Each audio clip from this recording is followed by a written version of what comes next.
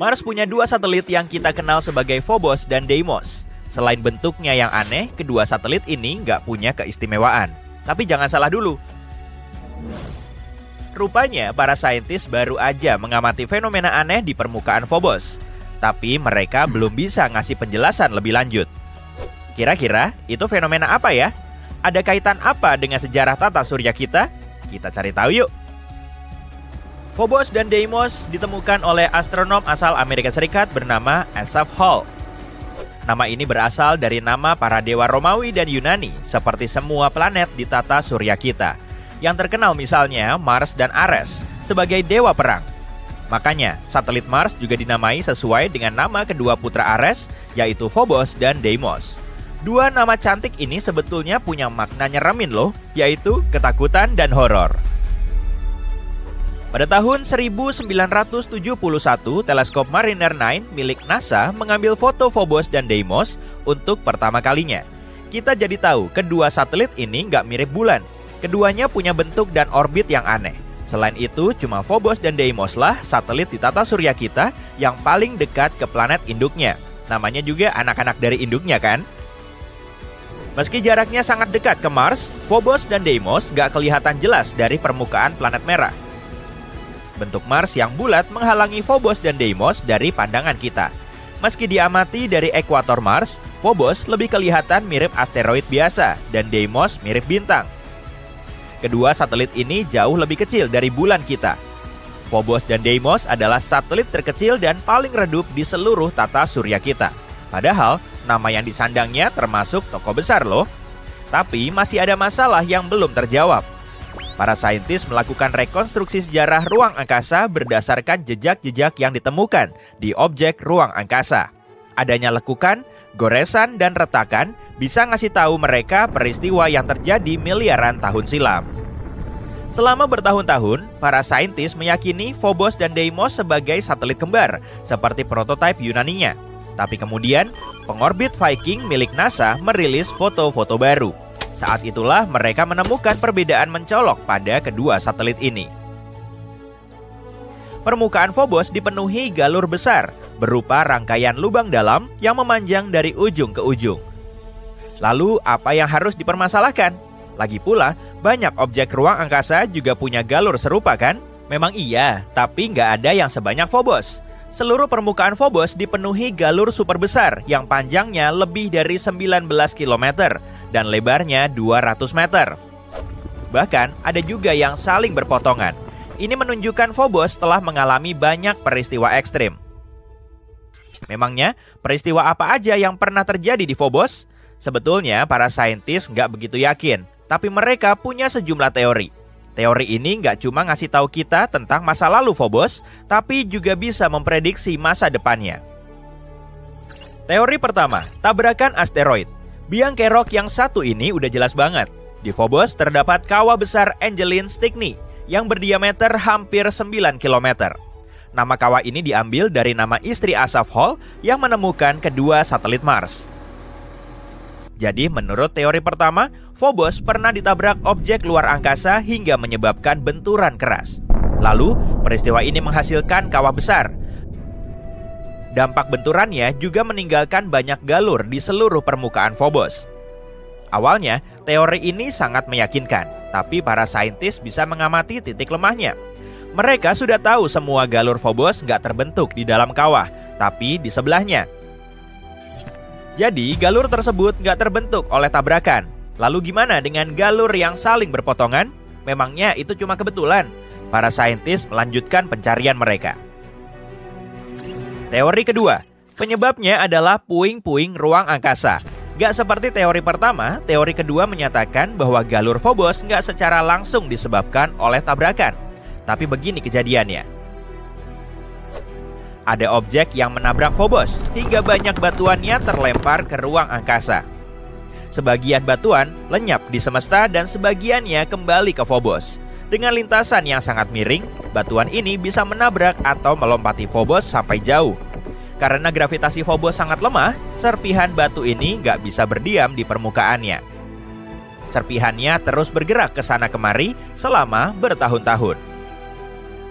Lalu terbentuklah galur yang saling berpotongan karena area tersebut terus dihujani batu. Meski cukup meyakinkan, teori ini punya kelemahan. Di Mars dan di permukaan kedua satelitnya gak ada bongkahan batu besar. Serpihan batu ini pasti terperangkap oleh gravitasi dan berdiam di orbit Mars. Atau mungkin menjadi bagian dari Phobos. Kalau teorinya memang begitu, kita pasti akan nemu buktinya di bawah lapisan debu. Tapi kenyataannya nggak begitu. Teori ini nggak menjawab kebingungan para astronom. Makanya, mereka terus mencari biang keroknya. Mungkin galur itu nggak punya keterkaitan dengan kawah Stokny. Atau mungkin dipicu oleh hal lain yang lebih kuat. Jangan-jangan penyebabnya Mars sendiri. Teori ketiga, Mars jadi biang kerok terselubung.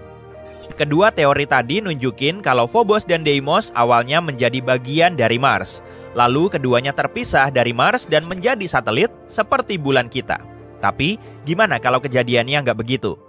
Menurut observasi yang dilakukan oleh Mars Global Surveyor NASA, unsur penyusun Phobos dan Deimos lebih sering ditemukan dalam meteorit dan asteroid.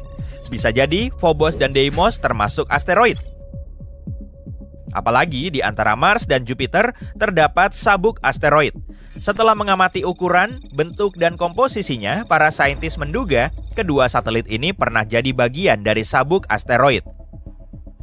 Keduanya melesat keluar dan akhirnya tertarik ke Mars oleh gravitasi.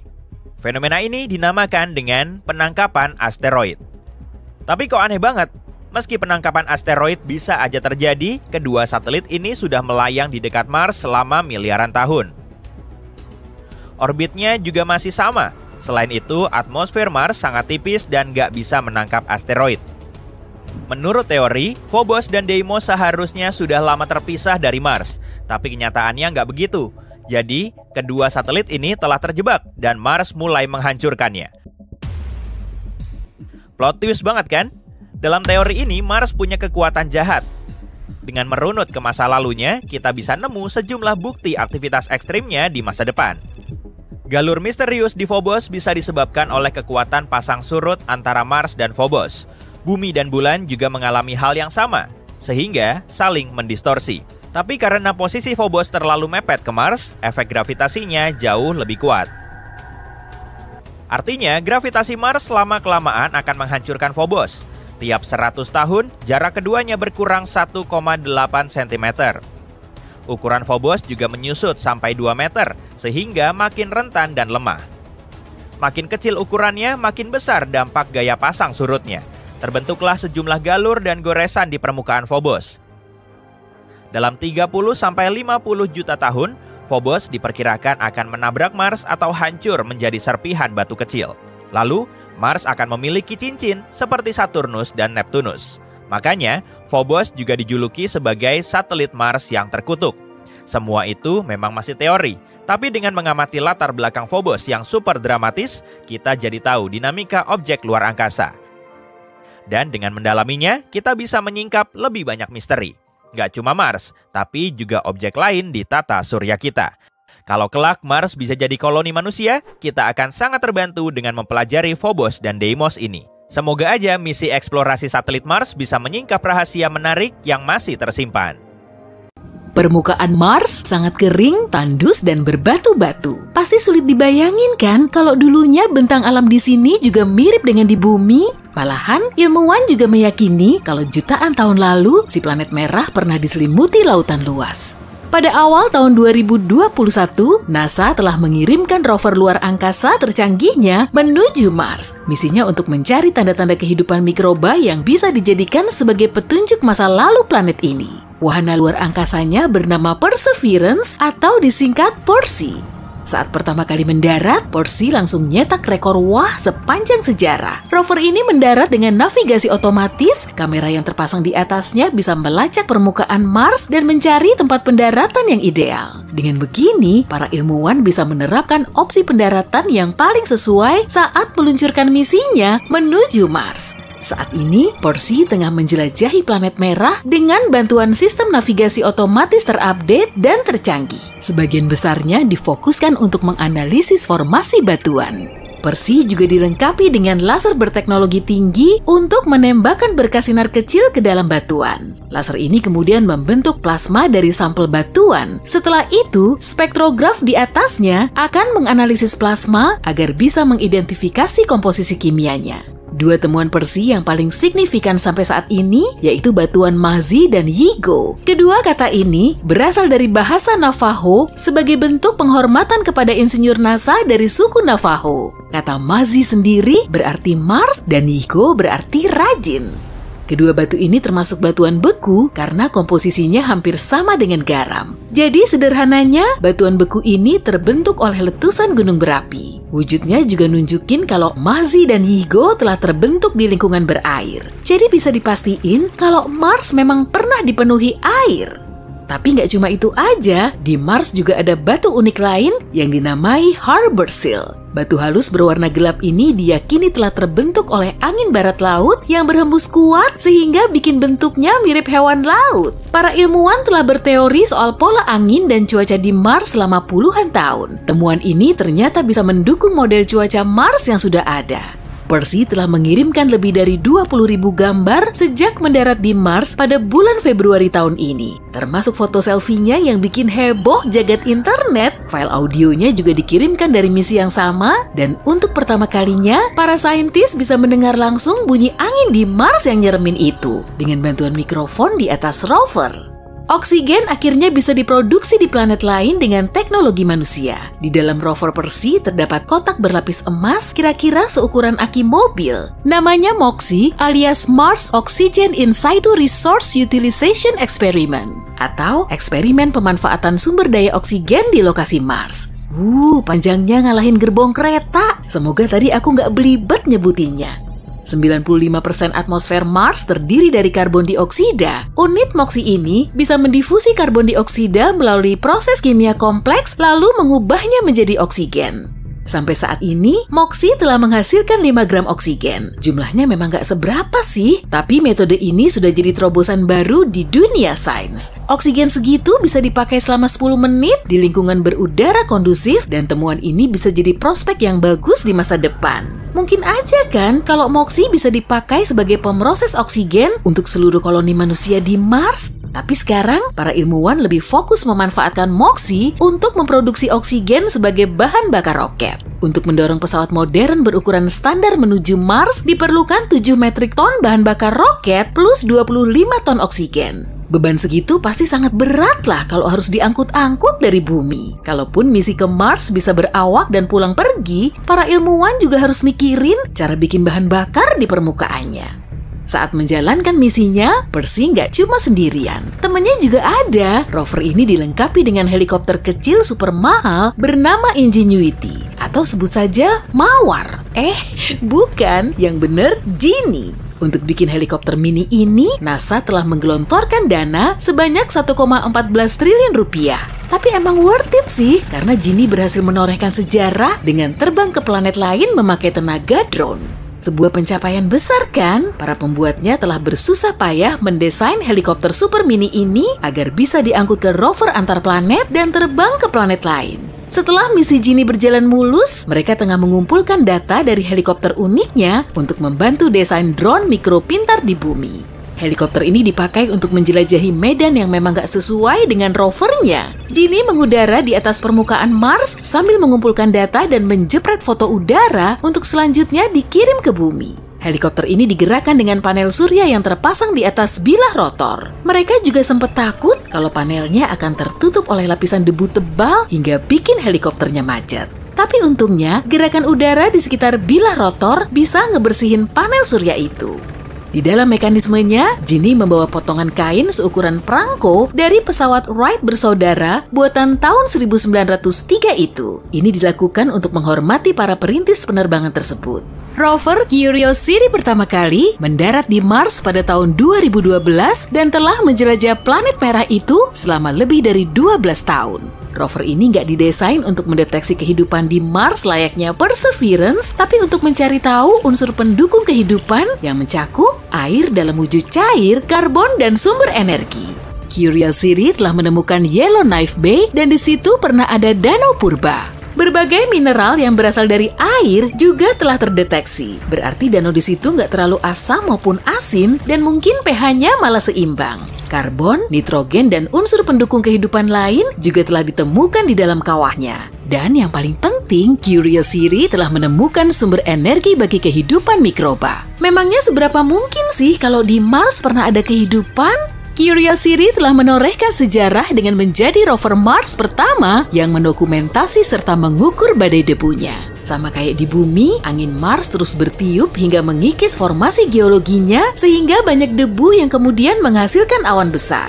Awan debu ini menyerap cahaya matahari lalu memanas dan memicu angin kuat. Tanpa curah hujan dan air laut, awan ini semakin melarat setelah bertahun-tahun hingga akhirnya menyelimuti seisi Mars dan menghasilkan badai debu raksasa. Pada tahun 2018 lalu, Curiosity telah mendokumentasi salah satu badai besar ini dari permukaan Mars. Rover ini juga mendeteksi intensitas cahaya matahari di Mars berkurang sampai 97%, lalu sejumlah bukit pasir besar mulai terbentuk. Curiosity telah mengukur tingkat radiasi di Mars selama lebih dari 10 tahun. Para ilmuwan pun jadi bisa mengira-ngira seberapa bisa kita akan terhindar dari radioaktif saat mendarat di Mars. Dan sejauh ini beritanya cukup menggembirakan karena tingkat radiasi di Mars kurang lebih sama dengan di Stasiun Luar Angkasa Internasional. Berarti para astronot akan bisa bertahan dalam perjalanan pulang pergi jangka panjang tanpa perlu khawatir dengan radiasi.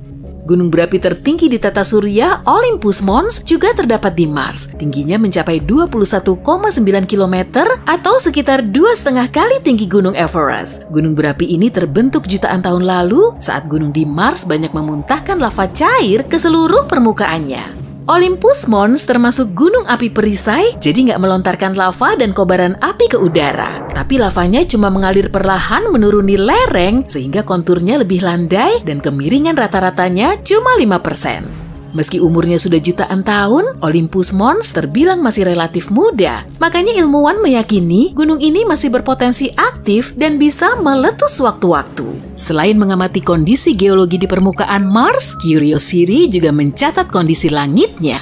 Pada bulan Maret 2021, rover ini menangkap warna benderang di langit Mars yang disebut sebagai awan induk mutiara. Warna-warni ini muncul saat semua partikel awan hampir sama, dan biasanya fenomena ini terjadi beberapa saat setelah awan terbentuk. Bayangkan kamu sedang menaiki ekspedisi Arktik sekali seumur hidup yang berangkat ke pantai timur Tanjung Bathurst di wilayah barat Laut Kanada. Katanya lokasi yang kamu tuju tak ada tandingannya di bumi. Tujuan akhirmu adalah lokasi luar biasa yang dikenal sebagai Bukit Berasap. Batuan bergaris merah ini telah terbakar di sana tanpa henti selama berabad-abad. Terdapat banyak kandungan mineral di sana yang cuma bisa ditemukan di luar planet kita, tepatnya di Mars. Beberapa ilmuwan bahkan meyakini tempat ini bisa menjadi studi kasus penting untuk menemukan kehidupan di planet merah.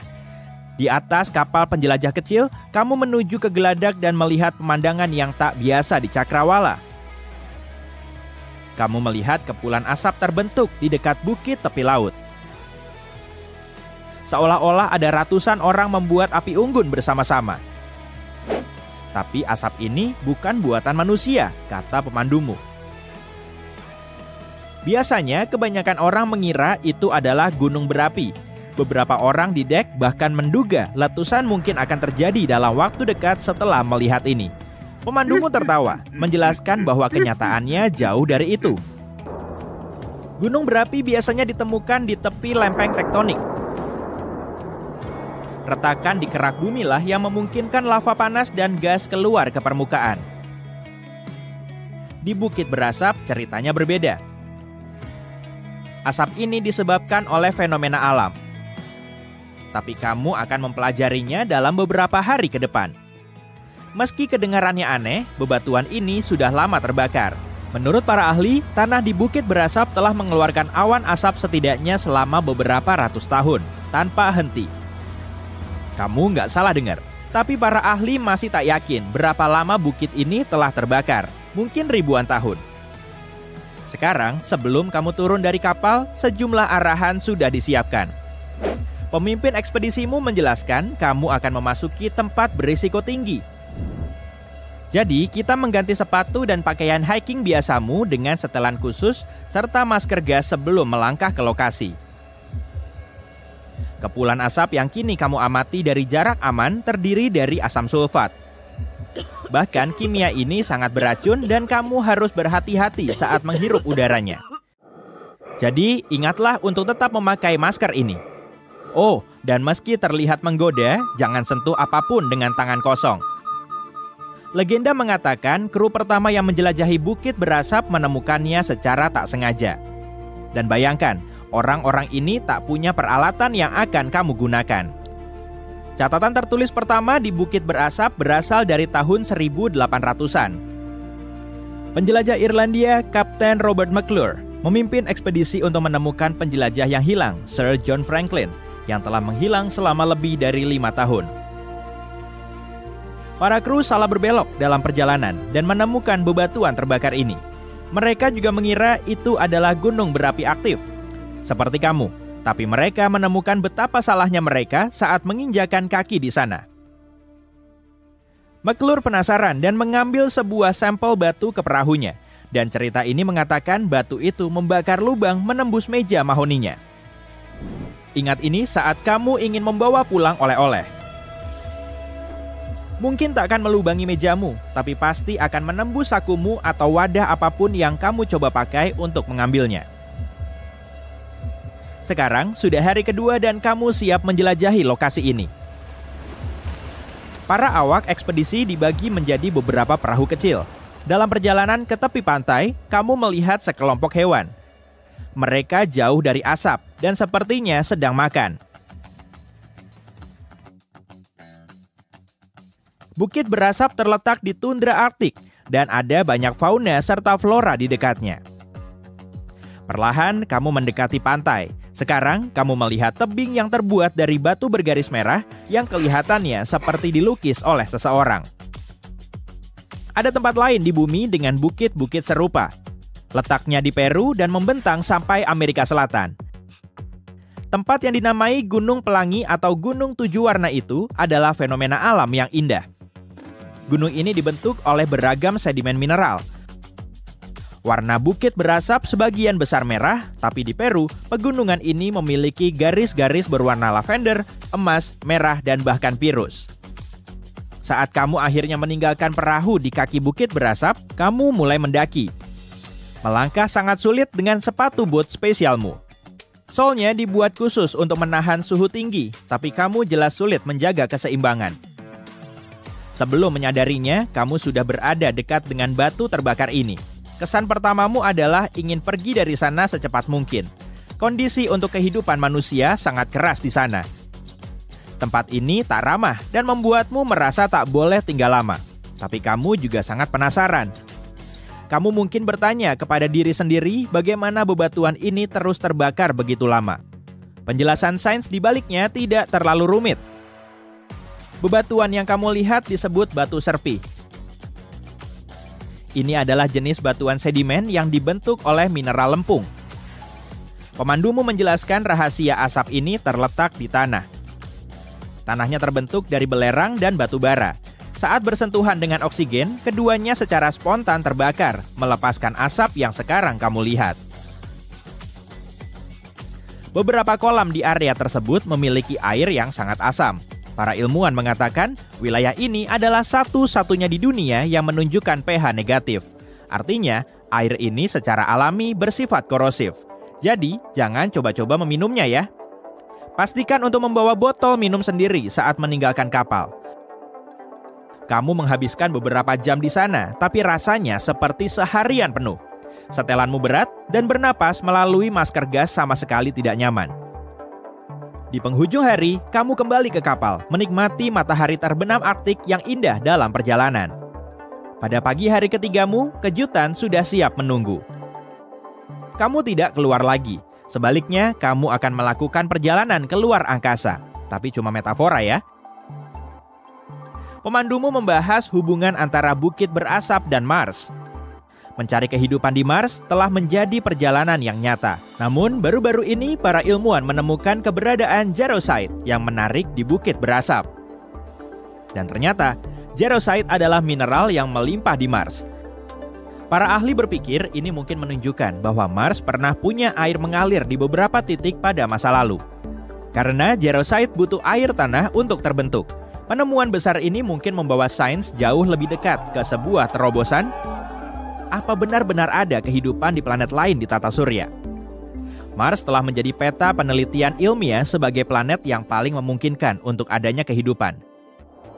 Suhu atmosfernya saat ini tak tertahankan untuk kehidupan di atas tanah, tapi suhunya pernah mirip dengan bumi. Bukti terpenting yang dibutuhkan adalah adanya bukti air mengalir. Saat ini, penjelajah Curiosity di luar sana terus mencari informasi apapun yang bisa mengisyaratkan keberadaan kehidupan di Mars, dulu atau sekarang. Sejauh ini, Curiosity telah menjelajahi permukaan Mars selama lebih dari 3.566 hari. Kalau kamu menghitungnya, angka tadi sama dengan 9 tahun 279 hari. Dan kalau kamu penasaran, kenapa kita begitu ingin menemukan kehidupan di planet lain? Menurut NASA, pencarian kehidupan di planet lain bisa membantu kita menjelaskan